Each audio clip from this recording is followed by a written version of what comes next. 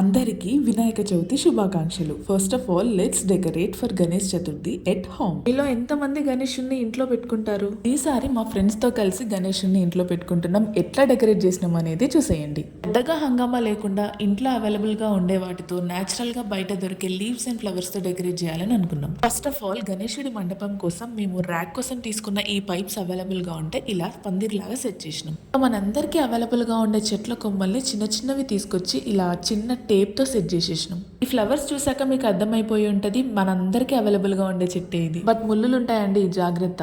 ఇట్లా pink flowers తోని తోరణం లాగా నాకు భలే కనిపించింది. మంచి బ్యూటిఫుల్ లుక్ వచ్చేసింది కదా అప్పుడే. మిగిలిన కొమ్మల్ని కూడా అలా పందిరి లాగా పైన వేసేసినాం. నెక్స్ట్ వినాయకుడి బ్యాక్ డ్రాప్ కోసం మా దగ్గర అవైలబుల్ గా ఉన్న ఈ థర్మాకోల్ షీట్స్ ని యూజ్ చేయాలనుకున్నా, బట్ ఇవేమో రెండు హాఫ్స్ గా ఉన్నాయి. ఇంకేముంది, రెండు టూత్ పిక్స్ పెట్టేసి ప్లాస్టర్ వేసి సెట్ చేసినాం. ఇంకా మేము తీసుకొచ్చిన కొన్ని లీవ్స్ అవైలబుల్ గా ఉంటే ఇట్లా బ్యాక్ డ్రాప్ గా సెట్ చేసినాం. బాగుంది కదా. అండ్ హార్ట్స్ టైం వచ్చేసి 12:32 AM. మేము ఇంకా చేస్తున్నాం. మా ఫ్రెండ్ ఇక్కడ హ్యాపీ గణేష్ చతుర్థి అని చెప్తుంది. గణేష్ చతుర్థికి గిఫ్ట్ ఎవరికి అనుకుంటున్నారా? ఇంకెవరికి? దేవుడికి, స్టేజ్ కోసం అండి. అందుకే ఎవరైనా గిఫ్ట్స్ ఇచ్చినప్పుడు అలా ఫటాఫటా చింపేయకుండా మాలాగా ఇట్లా దాసి పెట్టుకోండి, యూజ్ అవుద్ది. ఇంకేముంది, all set as of now. పందిర్ వేసేసినాం, స్టేజ్ వేసేసినాం, బ్యాక్ డ్రాప్ పెట్టేసినాం. ఇంకా కొన్ని ఫ్లవర్స్ పెట్టాల్సింది ఉంది, అది నెక్స్ట్ వీడియోలో చూపిస్తా. చెప్పండి, ఇప్పటి వరకు ఈ డెకరేషన్ ఎలా ఉంది?